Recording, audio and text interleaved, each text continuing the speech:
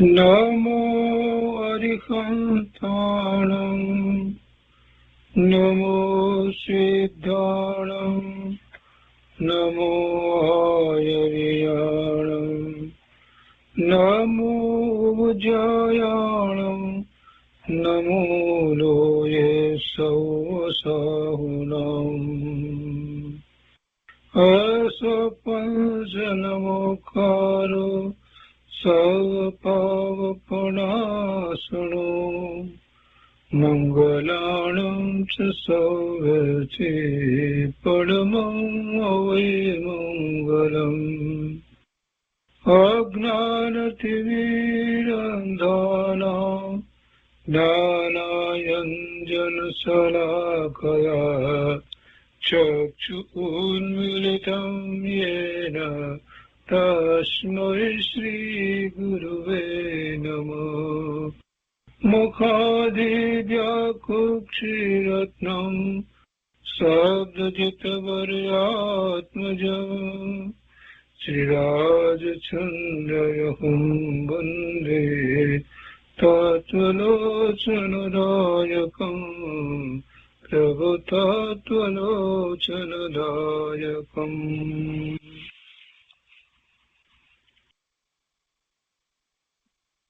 કૃપાળુદેવના વચનામૃતનો સ્વાધ્યાય. એમાં આપણે વ્યાખ્યાન સારનો સ્વાધ્યાય કરી રહ્યા છીએ. વ્યાખ્યાન સાર 1 એના 28 બોલ કર્યા છે. આજે 29મો બોલ લઈએ છીએ.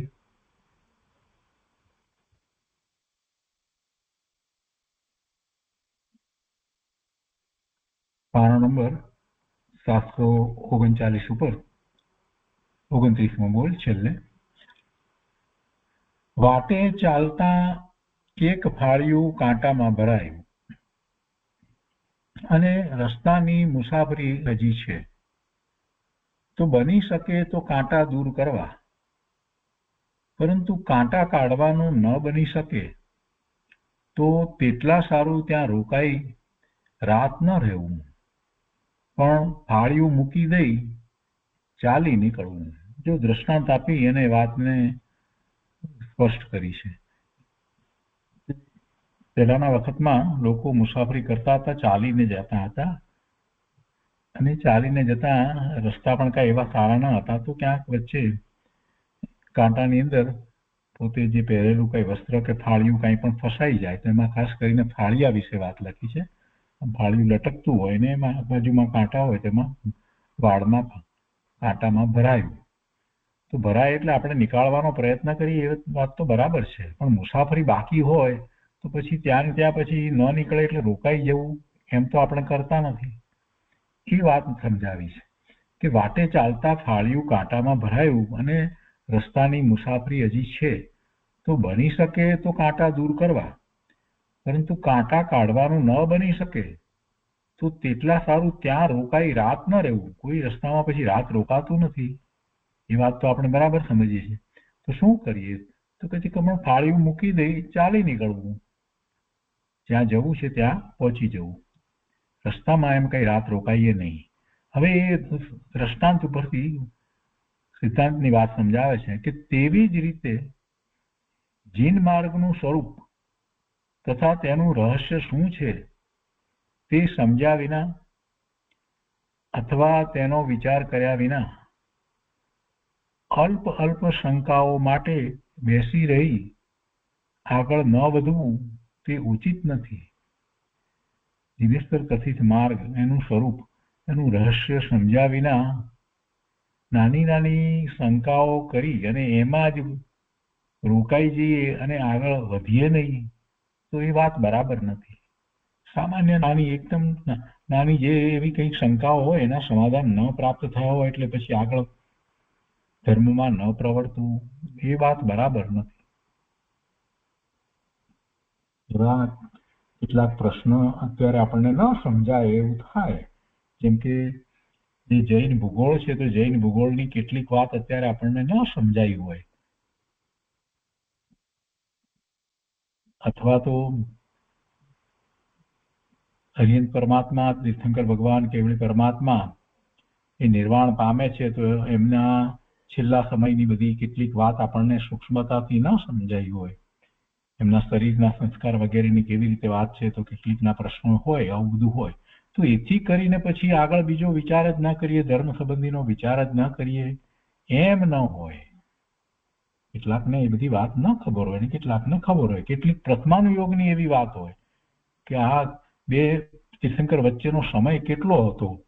દાખલા તરીકે પાર્શ્વનાથ ભગવાન અને મહાવીર સ્વામી ભગવાન જે થઈ ગયા, તો એમની બે વચ્ચેનો સમયગાળો કેટલો હતો, હવે એ શોધવા માટે સંશોધન કરે ને કોઈક જગ્યાએ જુદું લખેલું હોય, બે જગ્યાએ વાંચ્યું તેમાંથી સરખું ન આવતું હોય, તો પછી એમાં ને એમાં જ પછી ગૂંચવાયા કરે ને પછી આગળ બીજો વિચાર જ ન કરે, શાસ્ત્ર અભ્યાસ ન કરે, સ્વાધ્યાય ન કરે, એમ ન હોય.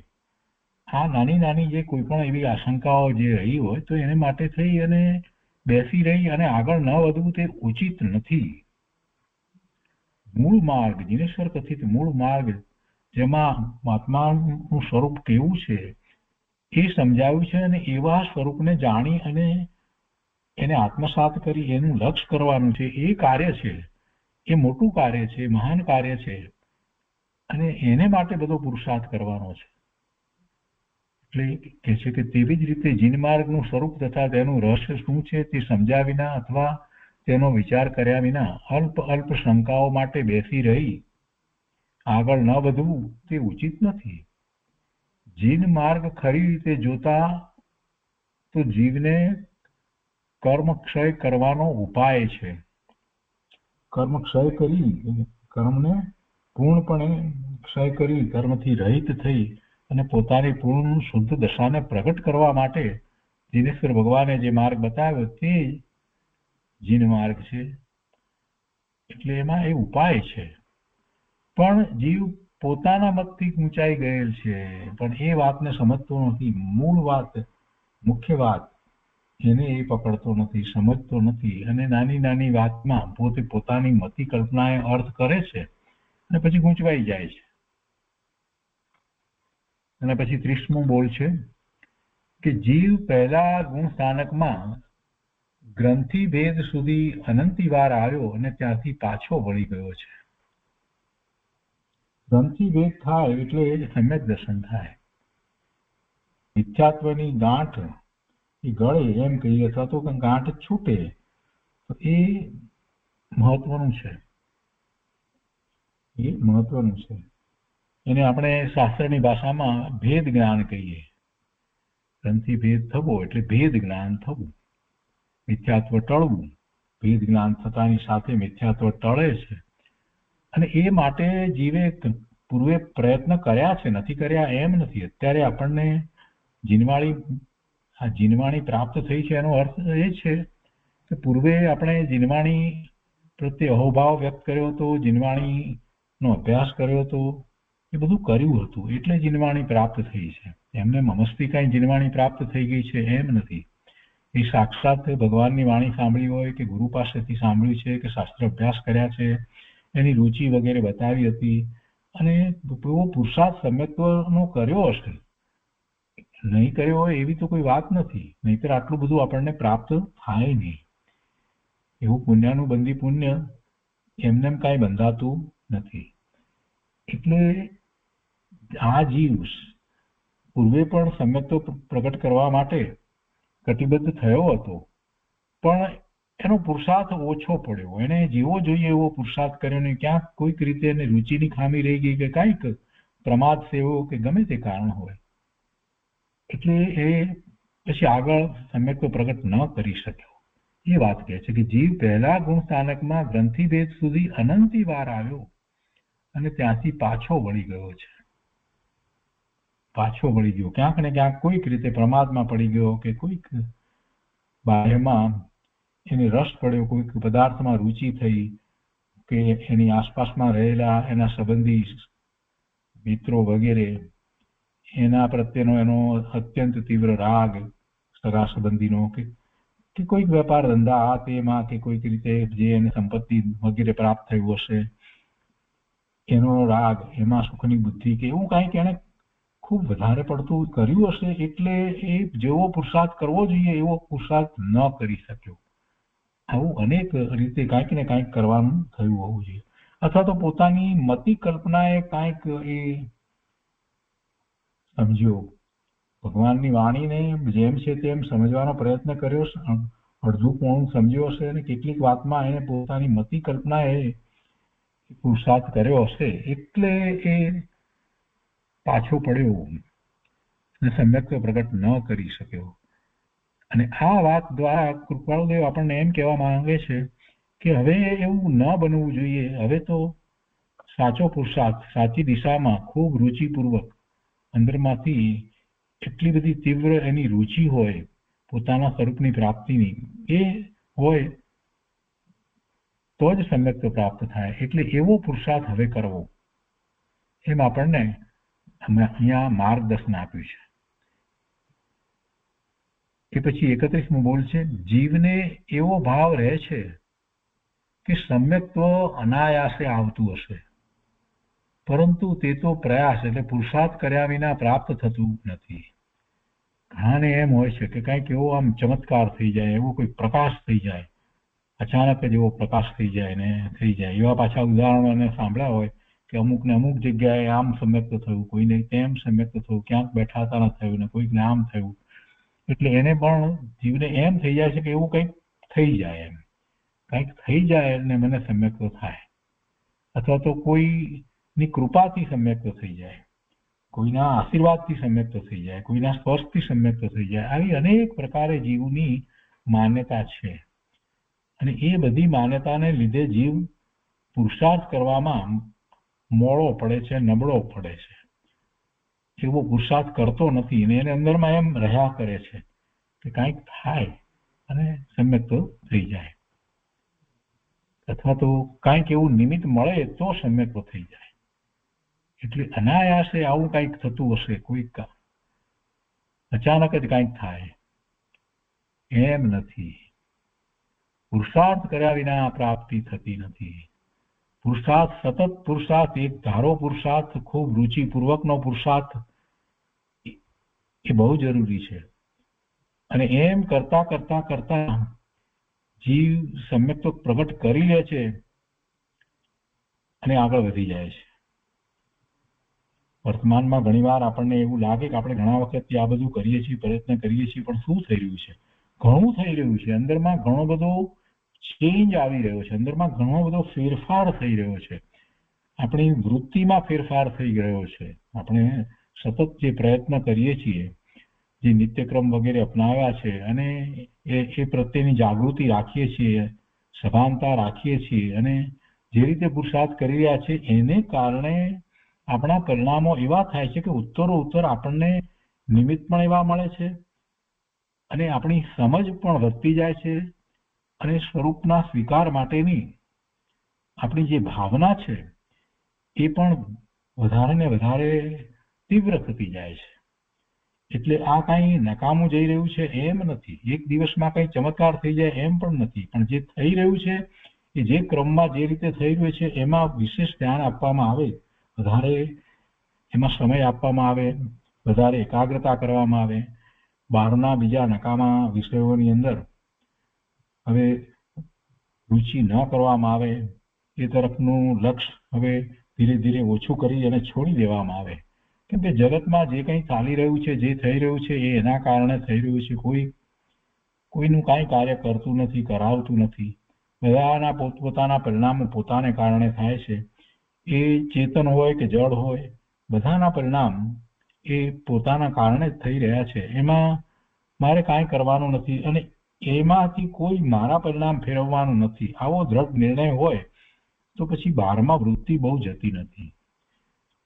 બહારમાંથી જે સુખની બુદ્ધિ છે ને એને છોડવાનો, ટાળવાનો આ જ ઉપાય છે. એ બીજા કોઈ મારા પરિણામ બદલે અને મને સુખી કરે એવું તો ત્રણ કાળમાં થાય નહીં. ભૂતકાળમાં થયું નથી, વર્તમાનમાં થાય નહીં, ભવિષ્યમાં પણ થાય નહીં. કોઈ કોઈને સુખી કે દુઃખી કરી શકતું જ નથી. જીવ પોતે જ પોતાના સાચા પુરુષાર્થ દ્વારા, પરમાર્થે જે સાચો પુરુષાર્થ છે એ દ્વારા સુખી થાય છે અને મિથ્યાત્વની પકડ રાખી અને દુઃખી થાય છે.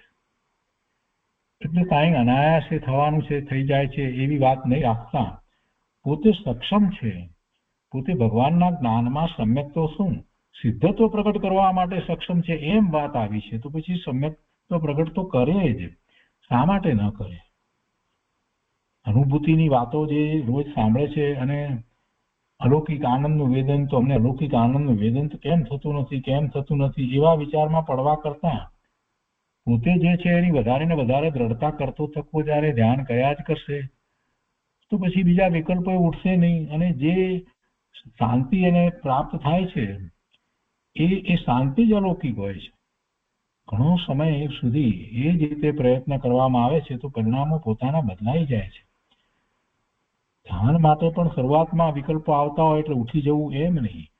હું તો આ જ છું, હું તો શુદ્ધ જ છું, હું તો સમયસાર છું, ભગવાન આત્મા જ છું, જ્ઞાન સ્વરૂપ જ છું. એ વાતનો કેળો મૂકવો નહીં, એ વાતને છોડવી નહીં, એમાં જરા પણ ઢીલા પડવું નહીં. એમ જ છું, ગમે તે બીજું હોય, ગમે તે આવે, પણ એ વાતને મૂકવી નહીં. અને એ દ્રઢતા રાખી અને આગળ વધવામાં આવે તો પુરુષાર્થ નિષ્ફળ જતો જ નથી. અને પુરુષાર્થ કર્યા વિના કઈ પ્રાપ્ત પણ થતું નથી. એ પુરુષાર્થ તો કરવો જ છે. બધાએ એમ જ કહ્યું છે, બધા જ જ્ઞાની પુરુષોએ એમ જ કર્યું છે. આગળ કહે છે 32માં બોલમાં કે કર્મ પ્રકૃતિ 158 છે, આપણે 148 કહીએ છીએ, પણ કોઈ અપેક્ષા 158 કહેવામાં આવે છે. એમાં જે અઘાતી કર્મની પ્રકૃતિ છે એમાં જે પુણ્ય પ્રકૃતિ અને પાપ પ્રકૃતિ, કેટલીક પ્રકૃતિ એવી છે કે પુણ્ય પ્રકૃતિમાં પણ આવે છે ને પાપ પ્રકૃતિમાં પણ આવે છે, એટલે 10 પ્રકૃતિ એ રીતે આવે વધારાની, એટલે એમ 158 એમ પણ ગણવામાં આવે છે. પણ ઘાતી કર્મની પ્રકૃતિ 47 છે, એમાં કોઈ ફેર નથી. અઘાતી કર્મમાં એ ગણવાની પદ્ધતિ, એમાં વિવક્ષા ભેદથી એવી રીતે થાય છે, 101 ને બદલે એવી રીતે 111 પણ થાય. એટલે કર્મ પ્રકૃતિ 158 છે. સમ્યક્ત્વ આવ્યા વિના તેમાંની કોઈ પણ પ્રકૃતિ સમૂળગી ક્ષય થાય નહીં. સમૂળગી ક્ષય થાય, અહીંયા તો એ વાત કરી છે. જો કોઈ પણ કર્મની પ્રકૃતિ છે જે બંધાય છે તો એમાં પ્રદેશ બનશે, પ્રકૃતિ બનશે, પ્રદેશ બનશે, અને સાથે અનુભાગ અને સ્થિતિ બનશે. તો સ્થિતિ તો છે જ, એટલે એ સ્થિતિ પૂરી થતા તો એ કર્મ ખરી જવાનું તો છે જ. એટલે એ રીતે તો સમૂળગો ક્ષય થાય જ છે. તો અહીંયા કેમ ટોપાળુ દેવે આ વાત લખી છે? અહીંયા બીજું કહેવું છે કે એ તો વિપાક નિજરા તો થાય છે, પણ એ વિપાક નિજરા જે વખતે થાય છે એ વખતે કર્મ ઉદયમાં આવે છે, ફળ આપે છે, અને એની સાથે આ જીવ જોડાઈ અને વિભાવ ભાવે પરિણમે છે, શુભાશુભ ભાવે થાય છે, એટલે નવા કર્મ એને બંધાઈ જાય છે, આશ્રવ થાય છે, બંધ બંધાય છે, એવા કર્મનો બંધ પડે છે. એ ન થાય ત્યારે એમ કહેવાય કે કર્મ પ્રકૃતિ સમૂળગી ક્ષય થઈ. એટલે સમૂળગી કર્મની પ્રકૃતિનો ક્ષય થવો, એમાં તો મુખ્ય વાત એ છે કે પછી એ પ્રકૃતિ બંધાય નહીં, ફરીથી ન બંધાય, ત્યારે એમ કહેવાય કે સમૂળ કોઈ પ્રકૃતિનો ક્ષય થયો. ક્રમ એવો છે કે ઘાતી કર્મની પ્રકૃતિ, જે 4 પ્રકૃતિ મુખ્ય કહીએ છીએ, એમાં મોહની કર્મની પ્રકૃતિ, દર્શન મોહની અને ચારિત્ર મોહની કર્મની પ્રકૃતિ ના પહેલા ઉપશમ થાય છે, પછી ક્ષયોપશમ થાય અને ક્ષય થાય છે, અને એની સાથે પછી બીજી બધી કર્મની પ્રકૃતિઓ, ઘાતી કર્મની પ્રકૃતિ એ છે, એના પણ ક્ષયોપશમ થાય છે. અને જીવ એમ કરતો આ પુરુષાર્થ આગળ વધારે છે, કેમ કે એમ કરતા એને સમ્યક્ત્વ થાય છે. એટલે જે આખો પુરુષાર્થ છે એમાં મૂળ વાત તો એ જ છે કે ઘાતી કર્મની પ્રકૃતિ જે છે એનો ક્ષય થવાની જ વાત સમજવાની છે. અઘાતી કર્મની પ્રકૃતિનું જે કંઈ થાય છે એથી કંઈ જીવને મુક્તિની પ્રાપ્તિ થઈ જાય છે એમ નથી.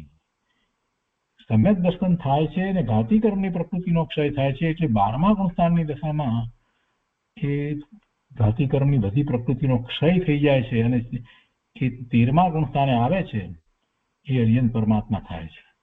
હવે ભલે ને એને અઘાતી કર્મની પ્રકૃતિઓ ઉદયમાં હોય, પણ એથી શું? એ તો અરિયન પરમાત્મા થઈ ગયા છે. ઘાતી કર્મની પ્રકૃતિનો ક્ષય થયો છે, પોતાના સ્વરૂપમાં સ્થિર થયા છે, હવે બાદ સુખ શાંતિ આનંદની દશામાં વિરાજી રહ્યા છે. શરીર છે, શરીર સહિત છે, છતાં પણ અરે શરીર પણ બદલાઈ ગયું છે. કેવળી પરમાત્મા, તીર્થંકર ભગવાનને તો પરમ ઔદારિક શરીર જન્મથી હોય છે, પણ બીજા કેવળી પરમાત્માને એ વખતે કેવળ જ્ઞાન થયા પછીથી એમનું શરીર પણ પરમ ઔદારિક શરીર થઈ જાય છે. એટલે પછી રાશિ કર્મની પ્રકૃતિ માટે કઈ બીજો પુરુષાર્થ કરવાનો હોતો જ નથી. એટલે અહીંયા જે કર્મની પ્રકૃતિની વાત કરવામાં આવી છે ત્યાં એ વાતને સમજી લેવાની કે ઘાતી કર્મની પ્રકૃતિ, જેના નિમિત્તે જીવ પોતે પોતાના સ્વભાવ ભાવનો ઘાત કરે છે એની વાત છે.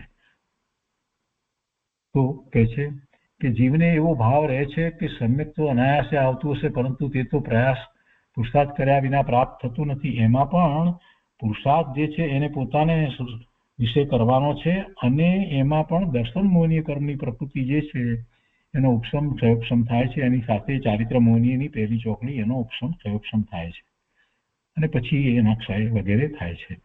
અને અહીંયા આ 158 પ્રકૃતિ જે કહી છે એમાં મૂળ આપણે ઘાતી કર્મની 47 પ્રકૃતિની મુખ્યતાથી વાતને સમજવાની છે. તો સમ્યક્ત્વ આવ્યા વિના તેમાંની કોઈ પણ પ્રકૃતિ સમૂળગી ક્ષય થાય નહીં. સમ્યક દર્શન થાય એટલે દર્શન મોહનીય અને ચારિત્ર મોહનીય મોહનીય કર્મની પ્રકૃતિનો ઉપશમ થાય અને ક્ષયોક્ષમ થાય, અને એ પછીથી જ આખો પુરુષાર્થ મોક્ષ માર્ગનો પુરુષાર્થ શરૂ થાય છે.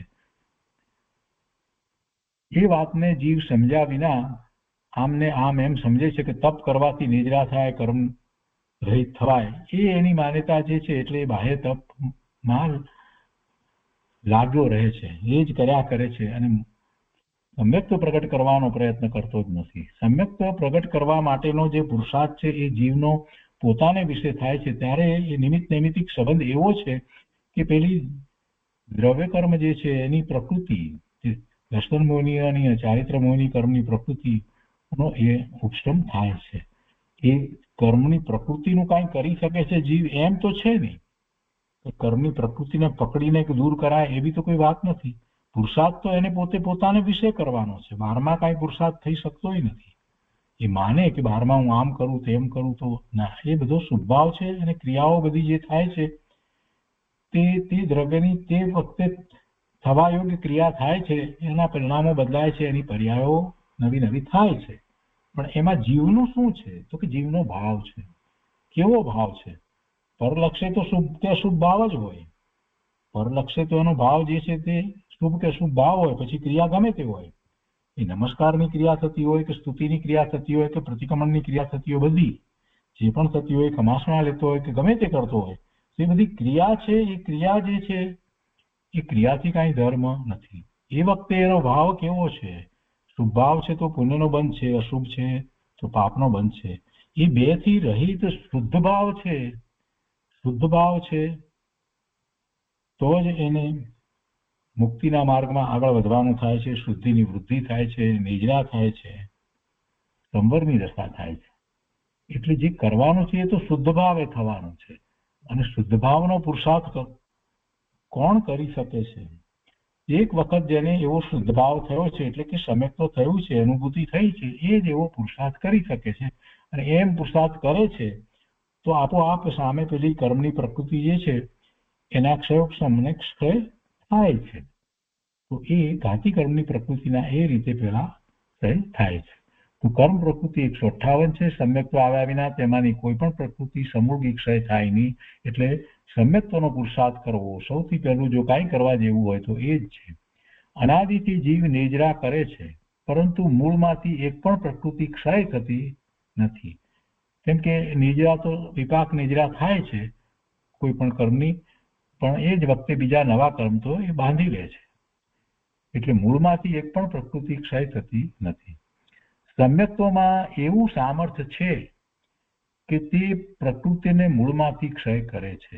સમ્યક દર્શન થયા પછી જ ક્ષાયિક સમ્યક દર્શન અને આગળ વધી અને જ્ઞાનાવરણીય, દર્શનાવરણીય અને અંતરાય એ બધા કર્મની પ્રકૃતિના પણ ક્ષય થાય છે. એટલે એ સમ્યક દર્શન થયા વિના થતું નથી. સૌથી પહેલું જો કાંઈ પણ થવા યોગ્ય છે તો સમ્યક્ત્વ. એટલે સમ્યક્ત્વમાં એવું સામર્થ્ય છે કે તે પ્રકૃતિને મૂળમાંથી ક્ષય કરે. કેમ કે સમ્યક દર્શન થયા પછીથી એની આખી દશા બદલાઈ જાય છે. એની શ્રદ્ધા સમ્યક થઈ એટલે જીનવાણી પ્રમાણે એની શ્રદ્ધા થઈ એટલે જીનેશ્વર ભગવાને જગત વિશે, જગતના પદાર્થો વિશે, નવ તત્વ વિશે, છ દ્રવ્ય વિશે જે રીતે જે રીતે ઉપદેશ આપ્યો છે એ પ્રમાણે જ એની એક શ્રદ્ધા થાય. જિનેશ્વર ભગવાનની વાણીમાં જે પરમ સત્ય પ્રકાશ વિશે, જગત વિશે, છ દ્રવ્ય વિશે, નવ તત્વ વિશે અને મોક્ષ માર્ગ વિશે, એ જ પ્રમાણે જીવને શ્રદ્ધા થઈ જાય છે. ક્યારે એવી પાકી શ્રદ્ધા થઈ જાય છે? તો કે સમ્યક તો થાય છે ત્યારે. અનુભૂતિ થયા પછીથી પોતાને જે માન્યતા હતી કે પોતે મનુષ્ય છે, પોતાનું કઈ નામ છે, કોઈ રમેશ છે, આ બધી માન્યતા જે છે એ પણ પછી ચાલી જાય છે અને ખ્યાલ આવે છે કે પોતે તો શુદ્ધ ભગવાન આત્મા છે. એવો એને એ વખતે અનુભવ સહિત ખ્યાલ આવે છે અને એમ થાય છે એટલે પછી આખો પુરુષાર્થ ઉપડે છે. એટલે એમ સમ્યક્તોમાં એવું સામર્થ્ય છે.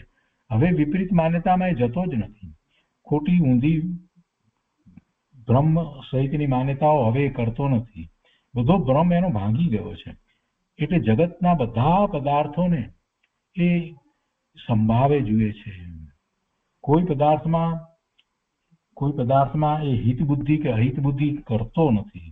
કોઈ પદાર્થ એને હિતકારી નથી કે અહિતકારી નથી. અને એટલે જ એના રાગ દ્વેષના પરિણામ હવે થતા નથી, અથવા તો બહુ મંદ થઈ જાય છે. અને બધો જ સમય એને હવે અનુભૂતિ થઈ છે તો એનો સમય આખો સ્વરૂપ તરફ જ રહે છે અને વારે વારે એ નિર્વિકલ્પ ધ્યાનનો પ્રયોગ કરે છે.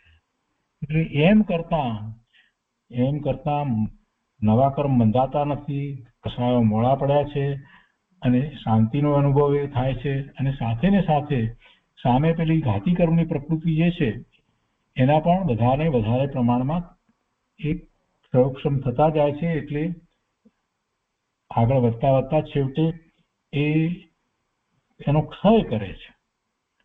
એટલે સમ્યક્તમાં આવું સામર્થ્ય છે કે સમ્યક્તમાં એવું સામર્થ્ય છે કે તે પ્રકૃતિને મૂળમાંથી ક્ષય કરે છે. તે આવી રીતે કે અમુક પ્રકૃતિ ક્ષય થયા પછી તે આવે છે અને જીવ બળ્યો થાય તો આસ્તે આસ્તે સર્વ પ્રકૃતિ ખપાવે છે. અમુક પ્રકૃતિ ક્ષય થયા પછીથી, એટલે કે એ દર્શન મોહનીય કર્મની પ્રકૃતિ જે છે એનો ઉપશમ પછી ક્ષયોપશમ અને પછી ક્ષય પણ થાય છે અને એ પછીથી બીજી બધી પ્રકૃતિઓના ઘાતી કર્મની પ્રકૃતિઓના ક્ષય થાય છે. એટલે એમ જયારે થાય છે તો એનો અર્થ એ છે કે જીવ બળ્યો, એટલે કે જીવનો પુરુષાર્થ બરાબર સાચી રીતે થઈ રહ્યો છે. એમાં જીવે બળવાન થવામાં બીજું કાંઈ બળ બતાવવાની જરૂર નથી. શું બળ બતાવવું છે?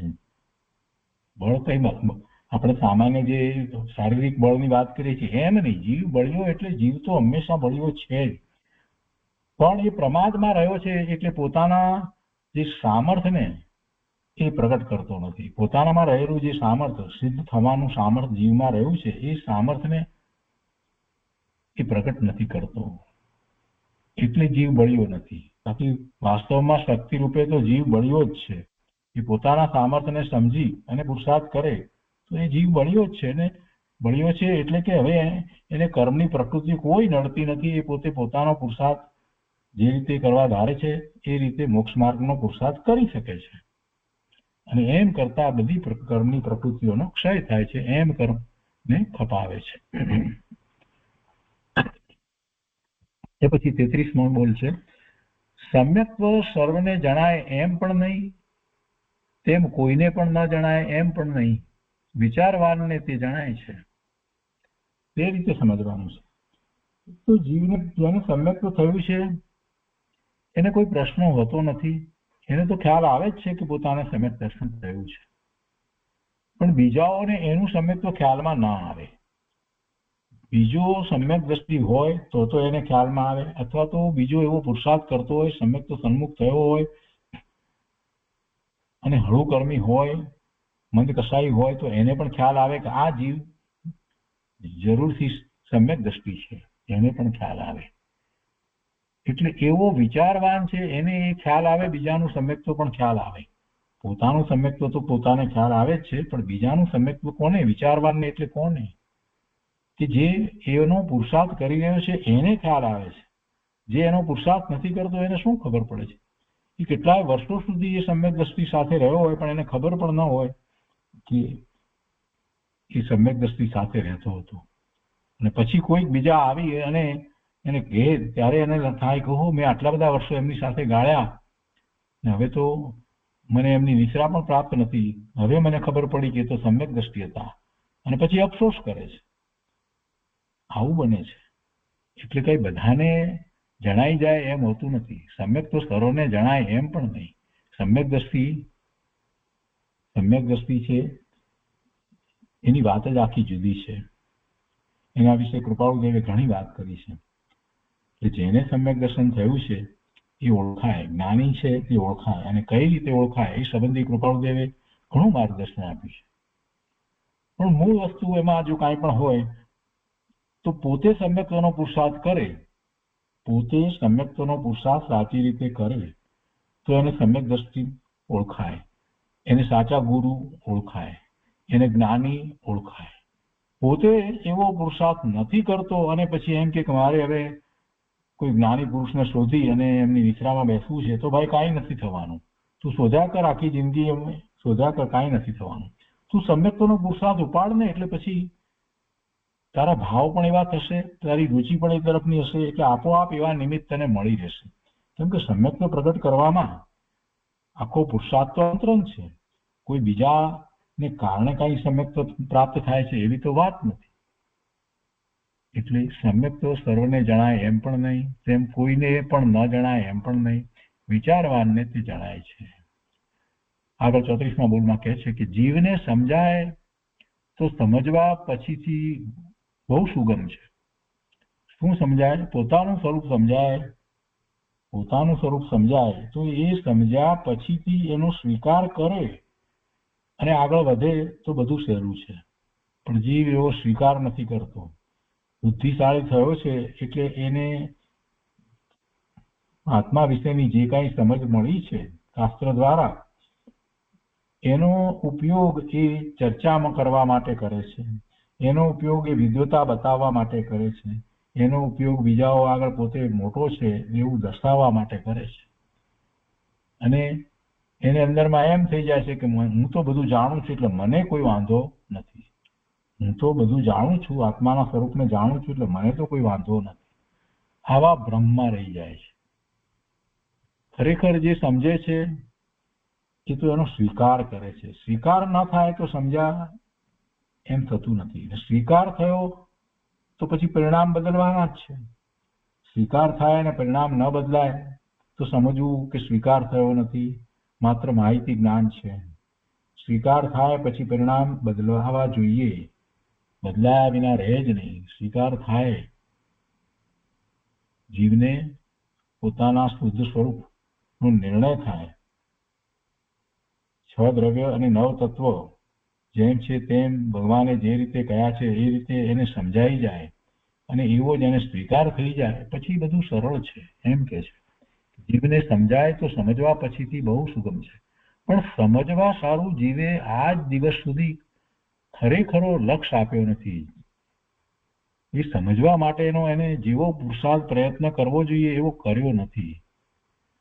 સમ્યક્ત્વ પ્રાપ્ત થવાના જીવને જ્યારે જ્યારે યોગ બન્યા છે, સમ્યક્ત્વ પ્રાપ્ત થાય એવા યોગ બન્યા છે, જ્યારે જ્યારે બન્યા છે ત્યારે ત્યારે બરાબર ધ્યાન આપ્યું નથી. એટલે કે પૂર્વે એને એવા સંયોગો પ્રાપ્ત થયા હતા કે એ વખતે જે આ જીવે બરાબર પુરુષાર્થ કર્યો હોત, તીવ્ર રુચિપૂર્વક પુરુષાર્થ કર્યો હોત, પ્રમાદને છોડીને, તો જરૂરથી સમ્યક્ત્વ એ વખતે થઈ જ ગયું હોત. એવા પ્રસંગો એના ભૂતકાળમાં એના જીવનમાં આવ્યા છે.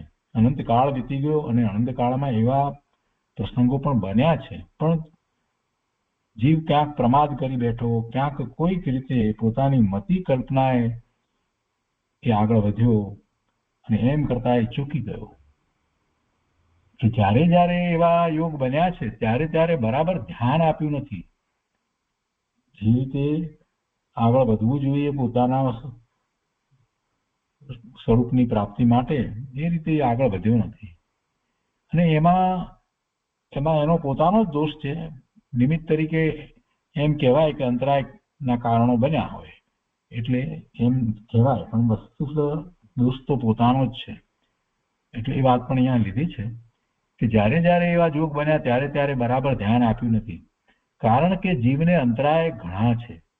કેટલાક અંતરાયો તો પ્રત્યક્ષ છે, છતાં જાણવામાં આવતા નથી.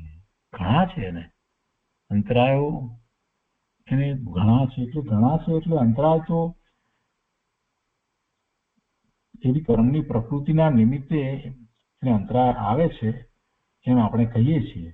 પણ એ અંતરાય આવે એ વખતે પણ એનું પોતાનું સ્વરૂપ જે છે એ તો એની સમજમાં છે. એનું લક્ષ્ય કરવા માટે એને કાંઈ નડતું નથી. અંતરાયો જે આવે છે એ તો પ્રસંગ રૂપે અંતરાય આવે છે, સંયોગ રૂપે અંતરાય આવે છે. એવો સંયોગ બન્યો એટલે એને કંઈક ધર્મની પ્રવૃત્તિ માટે ક્યાંક જવું આવવું, કંઈક મળવું, કોઈકનો નિશ્રા મળવી અથવા તો કોઈક શાસ્ત્ર મળવા, એ બધામાં કંઈક કોઈક રીતે એને અંતરાય પડે. પણ છતાંય એનો આત્મા તો એની પાસે છે ને, દ્રષ્ટિ તો પોતે પોતાના આત્માની કરવાની છે ને. તો એવા અંતરાયો હોય તે છતાં પણ જીવ ધારે તો પુરુષાર્થ કરી શકે છે. અને એક વખત એવા અંતરાય હોય ત્યારે પણ એવો પુરુષાર્થ કરે તો આપોઆપ અંતરાય ટળી જાય છે. એટલે એને એ તરફ બરાબર લક્ષ્ય આપ્યું જ નથી. અંતરાય આવે છે, અંતરાય ઘણા છે. મોટા ભાગના અંતરાય તો એવા છે કે જીવ પોતે ઊભા કરે છે. ખરેખર અંતરાય છે જ નહીં. જીવ બહારમાં સુખની બુદ્ધિ રાખી અને પુરુષાર્થ કરે છે. બહારમાં જે કંઈ પદાર્થો, વસ્તુઓ, જે બધું જે છે એને પોતાના સ્વરૂપ કરતા વિશેષ મૂલ્યવાન માને છે અને એના મૂલ્ય વિશેષ છે એ વાત એના અંતરમાંથી ખસતી નથી ને, એટલે સાચો પુરુષાર્થ સ્વરૂપના લક્ષ્ય થતો જ નથી. હજી પરનું બહારનું મહાત્મા ઘણું રહે છે અને સ્વનું સ્વરૂપનું મહાત્મા આવતું નથી. એટલે એ અંતરાય તો એને જાતે ઉભો કરેલો અંતરાય છે. એટલે કેટલાક અંતરાયો તો પ્રત્યક્ષ છે, છતાં જાણવામાં આવતા નથી. જો જણાવનાર મળે તો પણ અંતરાયના જોગથી ધ્યાનમાં લેવાનું બનતું નથી. કેટલાક અંતરાયો એને એવા હશે કે એને અટકવાના સ્થાન એવા હોય તો એ વખતે કોઈ જ્ઞાની પુરુષ એને બતાવે કે આ જગ્યાએ તું અટક્યો છે, આ તને અંતરાય રૂપ થાય છે, ખોટી દિશામાં તું જઈ રહ્યો છો, જ્યાં ધર્મ નથી, શુભભાવ છે ત્યાં તું ધર્મ માની રહ્યો છે, એ પણ અંતરાય છે. તો એ જણાવનાર એવા જ્ઞાની પુરુષ મળે, એમનો યોગ મળે, એમની નિશ્રા મળે, એમના તરફથી માર્ગદર્શન મળે, છતાં પણ જીવ એને ધ્યાનમાં લેતો નથી. અને કેટલાક અંતરાયો તો અવ્યક્ત છે કે જે ધ્યાનમાં આવવા જ મુશ્કેલ છે. કેટલાક અંતરાય જે પોતાને જે સમ્યક્તો પ્રગટ કરવામાં પુરુષાર્થમાં જે પડે છે એ અવ્યક્ત છે, એટલે કે ખ્યાલમાં આવવા મુશ્કેલ છે, ખ્યાલમાં આવી શકતા નથી એવા હોય છે. કેટલાક તો એને ખ્યાલમાં આવે એવા પણ છે, એને ખ્યાલમાં આવે અથવા તો બીજાઓને પણ ખ્યાલમાં આવે એવા પણ હોય છે. પણ જીવ પોતે જ અંતરાયો સંબંધી વિચાર કરવાને બદલે કોઈ અંતરાય મને નડતા જ નથી, હું શુદ્ધ છું, પૂર્ણ છું, પવિત્ર છું, સિદ્ધ સમાન છું, ભગવાન આત્મા છું, એવો નિર્ણય કરી અને આગળ વધે તો કાંઈ અશક્ય નથી, અંતરાયો કાંઈ નડતા નથી. મૂળ વાત તો પોતાની છે. પુરુષાર્થ આખો પોતાના વિશે થાય છે. એમાં બહારમાં કર્મની પ્રકૃતિ, એ અંતરાય કર્મની પ્રકૃતિ હોય, જળ કર્મની પ્રકૃતિ હોય, એનું શું બગાડવાની છે? એક દ્રવ્ય બીજા દ્રવ્યના પરિણામ કરાવતું નથી, કરતું નથી. એવો જેને બરાબર પાકો નિર્ધાર થયો છે એ નિમિત્તોને આધીન દ્રષ્ટિને છોડી અને સ્વને આધીન દ્રષ્ટિ કરી અને પુરુષાર્થ કરે છે. જે નિમિત્ત આધીન દ્રષ્ટિ ધરાવે છે એને જ અંતરાયો નડે છે, બાકી જે નિમિત્ત આધીન દ્રષ્ટિ ધરાવતો નથી એને કોઈ અંતરાય નડતા નથી. એ પછી 35મો બોલ છે.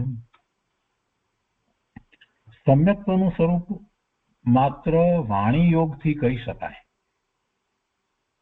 જો એકદમ કહેવામાં આવે તો ત્યાં આગળ જીવને ઉલટો ભાવ ભાષે. સામાન્ય જીવોની અપેક્ષાએ કૃપાળુદેવે વાત કરી છે. સમ્યક્ત્વની વાત એટલો અભ્યાસ ન હોય, એવી રુચિ પણ ન થઈ હોય, અને પછી એની ઘણી બધી સૂક્ષ્મ વાત કરવામાં આવે તો સામી વ્યક્તિ જે છે એ કંઈક ઊંધું પકડે એવું બને. એટલે એ વાત અહીંયા કરી છે કે સમ્યક્ત્વનું સ્વરૂપ માત્ર વાણી યોગથી કહી શકાય. જો એકદમ કહેવામાં આવે તો ત્યાં આગળ જીવને ઉલટો ભાવ ભાસે. સમ્યક દર્શન થયા પછીથી જીવના કેવા પરિણામ હોય એ સંબંધીની વાત પાત્ર જીવને કહેવાય, પણ જે એવો પાત્ર નથી એને એ વાત કરવામાં આવે તો એની પર ઊંધી અસર થાય. એટલે એ વાત પણ સાથે લીધી છે કે ઉલટો ભાવ પાસે તથા સમ્યક્ત્વ ઉપર ઉલટો અભાવ થવા માંડે. એને એમ થાય કે આવું સમ્યક્ત્વ એમ થઈ જાય. પરંતુ તે જ સ્વરૂપ જો અનુક્રમે જેમ જેમ દશા વધતી જાય તેમ તેમ કહેવામાં અથવા સમજાવવામાં આવે તો તે સમજવામાં આવી શકવા યોગ્ય છે, તો તે સમજાઈ શકે એમ છે. એટલે કૃપાળુદેવનો કહેવાનો આશય એવો છે કે સમ્યક્ત્વ સંબંધીની સૂક્ષ્મ વાત, અનુભૂતિ સંબંધીની સૂક્ષ્મ વાત, એના પુરુષાર્થ માટેની કેટલીક સૂક્ષ્મ વાતો, એ બધી વાત જે છે એ જીવની પાત્રતા પ્રમાણે કરવી જોઈએ. અને જેમ જેમ જીવની પાત્રતા યોગ્યતા વધતી જાય છે અને એની રુચિ વધતી જાય છે તેમ તેમ એ બધી વાત એને કહેવામાં આવે તો એને એ લાભનું કારણ થાય. અન્યથા એ કંઈક બીજું ધારી લે અને સાચો પુરુષાર્થ કરતો હોય ત્યાંથી પણ એ પાછો પડી જાય.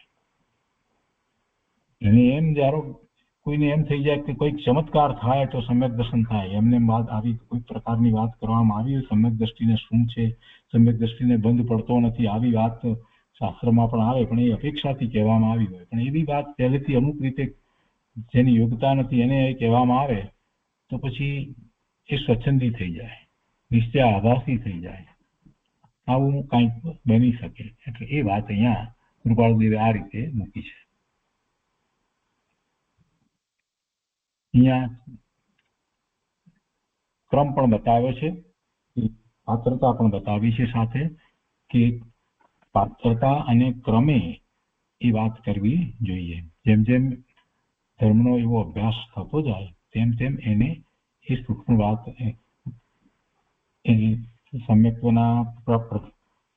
સમ્યક્ત્વ પ્રગટ કરવાના રહસ્યની વાત એને એ સમજમાં પછી આવી શકે. તે 35મો બોલ થયો. તે પછી 36મો બોલ છે. આ કાળને વિશે મોક્ષ છે એમ બીજા માર્ગમાં કહેવામાં આવે છે. એટલે અન્ય મતની અંદર એમ કહેવામાં આવે છે કે આ કાળને વિશે મોક્ષ છે. જૈન માર્ગમાં આ કાળને વિશે અમુક ક્ષેત્રમાં તેમ થવું જો કે કહેવામાં આવતું નથી. એટલે કે વર્ગ ક્ષેત્રને વિશે વર્તમાનમાં પંચમ કાળમાં અહીંથી મુક્તિ થતી નથી, મોક્ષ થતો નથી. છતાં તે જ ક્ષેત્રમાં આ કાળને વિશે સમ્યક્ત્વ થઈ શકે છે એમ કહેવામાં આવ્યું છે. એટલે વર્તમાનમાં અહીંયા વર્ગ ક્ષેત્રને વિશે સમ્યક્ત્વ થઈ શકે છે, મોક્ષ ન થઈ શકે, પરંતુ સમ્યક્ત્વ થાય એટલે મોક્ષ માર્ગની શરૂઆત થઈ અને જેને સમ્યક્ત્વ થયું છે એ પૂર્ણ દશાને પ્રાપ્ત કરવાનો જ છે. બીજ ઉગી છે તો ચંદ્ર પૂરેપૂરો પૂર્ણિમાનો ચંદ્ર પછી પ્રકાશિત થવાનો છે, એટલે પૂર્ણિમા થવાની જ છે. એ પછી 37મો બોલ છે કે જ્ઞાન, દર્શન, ચારિત્ર એ ત્રણેય આ કાળને વિશે છે. પ્રયોજનભૂત પદાર્થનું જાણપણું તે જ્ઞાન, તેને લઈને સુપ્રતીતિ તે દર્શન અને તેથી થતી ક્રિયા તે ચારિત્ર છે. આ ચારિત્ર આ કાળને વિશે જૈન માર્ગમાં સમ્યક્ત્વ પછી 7મા ગુણસ્થાનક સુધી પ્રાપ્ત કરી શકવાનું સ્વીકારવામાં આવ્યું છે. સમ્યક દર્શન, સમ્યક જ્ઞાન, સમ્યક ચારિત્ર થી ધર્મની શરૂઆત થાય છે. એને જ આપણે સમ્યક્ત્વ કહીએ છીએ અને એ જ રીતે આખો મોક્ષ માર્ગ છે. સમ્યક્ત્વ વિના મોક્ષ માર્ગની શરૂઆત થતી નથી. અને એમાં પછી આગળ વધી અને જે ચારિત્રની દશા છે, ચોથા ગુણસ્થાનથી આગળ વધી અને 5મા ગુણસ્થાને શ્રાવક છે, દેશ ચારિત્ર છે, અને પછી મુનિ દશા અંગીકાર કરે છે તો એમાં 6ઠું 7મું ગુણસ્થાન છે એ ચારિત્રની એ દશા છે કે જેમાં એ આગળ મુક્તિનો પુરુષાર્થ કરી શકે છે. એટલે એ ચારિત્રની અહીંયા વાત કરતા કહે છે કે એવા ચારિત્ર જે સાતમા છઠ્ઠા ગુણસ્થાનની દશા જેવું ચારિત્ર જેમાં શ્રેણી ચડી શકાય છે એવું ચારિત્ર વર્તમાનમાં પંચમ કાળમાં ભરત ક્ષેત્રને વિશે સાતમા ગુણસ્થાન સુધીની દશા તો થાય છે. એટલે એ વાત 38માં મૂળમાં કહે છે કે સાતમા સુધી પહોંચે તો પણ મોટી વાત છે. એટલે સાતમા ગુણસ્થાન સુધી પ્રાપ્ત કરી શકવાનું સ્વીકારવામાં આવ્યું છે અને એ સ્વીકારવામાં આવ્યું છે એટલે કઈ સહેલાઈથી બધા અને સાતમું ગુણસ્થાન આવી જાય છે એમ નથી, પરંતુ એટલા સુધી થઈ શકે છે. અને જેને સાતમું ગુણસ્થાન એક વખત આવ્યું છે એ સમ્યક દ્રષ્ટિ આયુષ પૂરું થઈ જાય અહીંયા તો પણ એ એના પછીના ભાવમાં એ વૈમાનિક દેવ થાય અને ત્યાં ભલે ગુણસ્થાન ચોથું હોય પણ એનો પુરુષાર્થ તો ચાલુ જ રહે છે. અને પછી એના પછીના ભાવમાં નિયમથી એ મનુષ્ય થાય છે અને ભગવાનની નિશ્રાની અંદર એ પાછો એ આગળ પુરુષાર્થ કરે છે. એટલે ફરીથી મુનિ દશા અંગીકાર કરે છે અને એ ભાવમાં એ શ્રેણી ચડી જાય છે.